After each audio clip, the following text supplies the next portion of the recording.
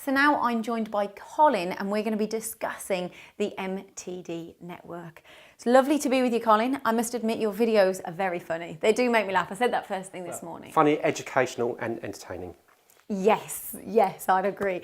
Right, okay, the first thing I noticed when I went on the website was this here, RFQs. So, tell me a little bit more. I think of that as request for quotation. Absolutely. Explain more.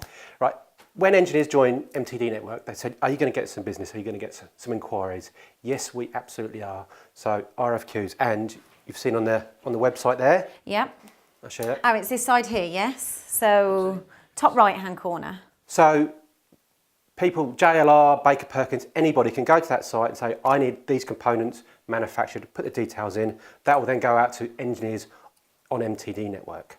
Simple as that. Wow, so you're bridging the gap between everyone. You are the network that is bridging the gap between a job and an engineering shop. That's incredible. Yeah. But also, people, engineers say, well, you're just a directory. No, that's where we differ, and we massively differ for a number of different reasons.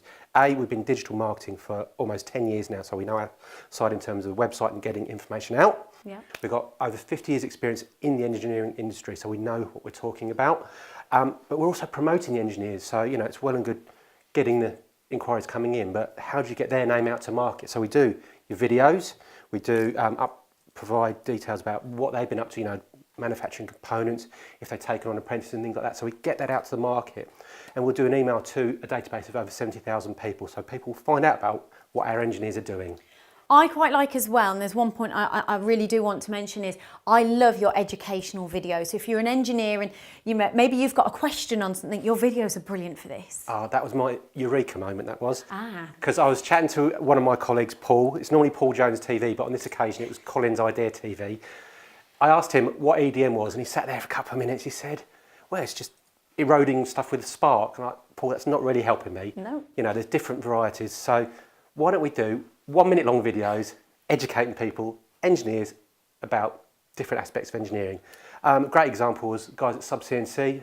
Said to them about polygon turning. They came up with this great video, 60 seconds long. And it's just a snapshot, but it's meant for engineers just to, I actually know what we're doing here. But also people like apprentices, they don't know, they might not know what the difference between a lubricant or a coolant is. 60 seconds, watch a video, nice and simple. Done. Absolutely. Talking about learning, we have a guest today. Yes. Which is Richard from GW Martin. So lovely to have your company, Richard. Hello, Lyndsey. Hi there, Richard. Hi, Colin, how are you? I know you've got lots to talk about with us today, and I think you've got two main points, but talking about education, apprenticeships. Yes, we at GW Martin employ about 45 people, but 5 of those are apprentices. So over 10% of our staff is apprentices. This month we've got 3 graduating to full status coming out of their apprenticeships, and they're now ready to start on the shop working as a normal engineer, setter, operator, programmer. So we're delighted that we're able to put something back into the business, because that's important for our industry, getting the skills coming through. But I think ultimately there's still a problem with the whole system, and certainly within our company. So what we've been trying to do, certainly what I've been trying to do over the last 12 months, is work out how we solve the problem. Now, the problem is this. We at GW Martin are in the production manufacturing business, like many of our competitors. So we make components a bit like this, but we might make 2,000 of them, 5,000 of them, 10,000 of them. They're a production job. And so what happens is, if you set this up and start to run it, you tend to do that for some considerable time. And while you're doing that, of course, you're not learning, you're not putting back into your education the things that you learned when you were an apprentice. Our concern is that that could develop. So no disrespect, these guys, they'll get the component, they'll put it in the machine, press a button and unload it a minute, 2 minutes later for 4 weeks straight on one batch. They're not learning anything else. You're going to get bored. They're going to get bored. Right. And I think that's important. Engineering needs to be exciting. You know, for kids to come in and learn like I did, like you, some of our other people did.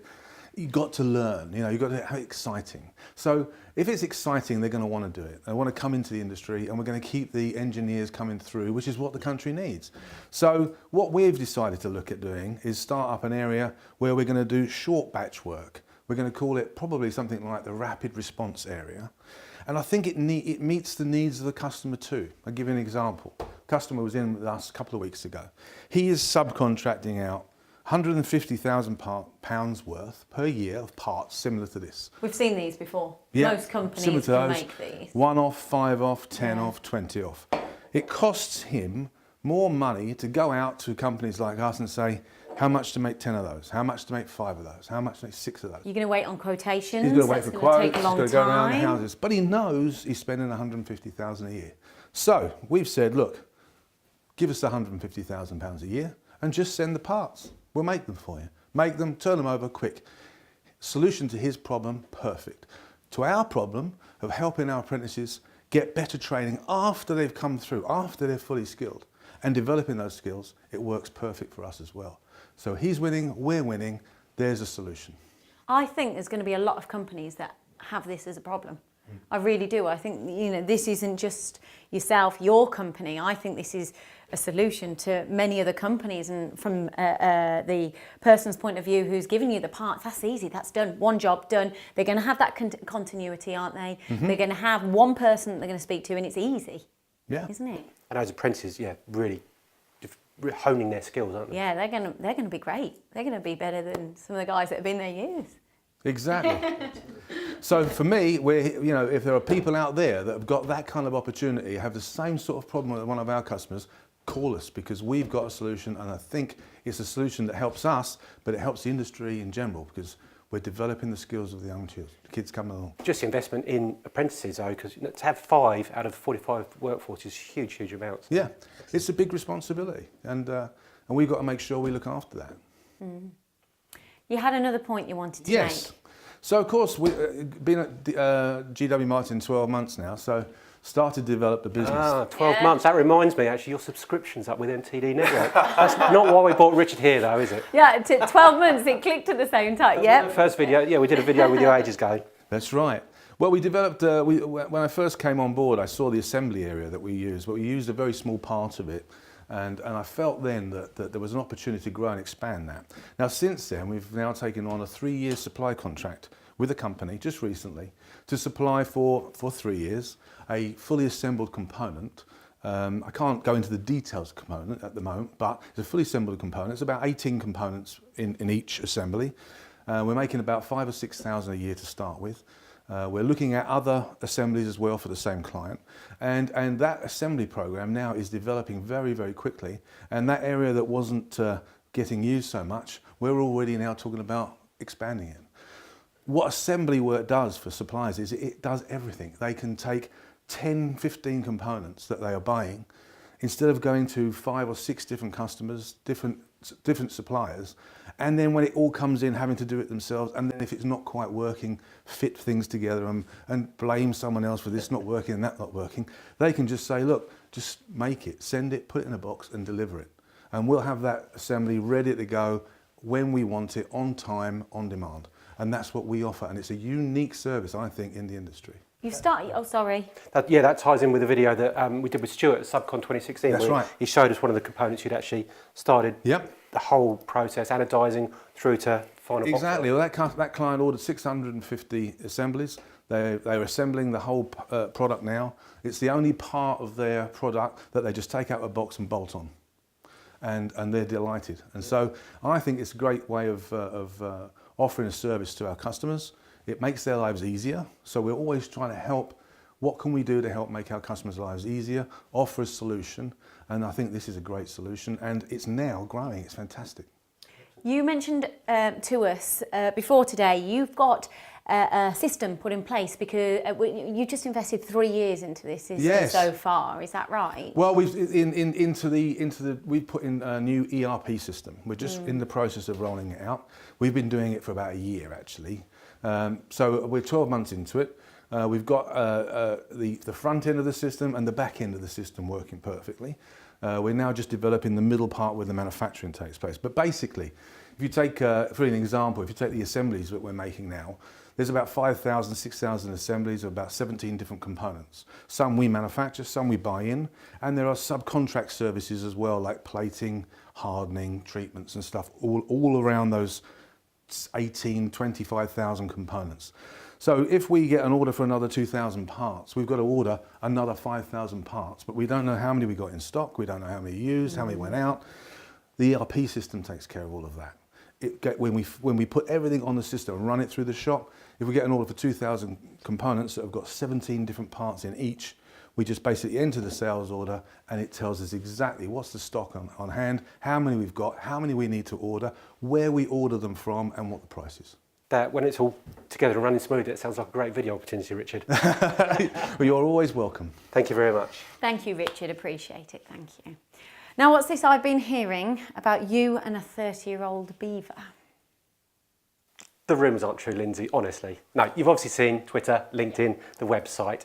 Andy at Bedford CNC, he's got some great new machines, but he's also got this trusty old beaver. Still works phenomenally.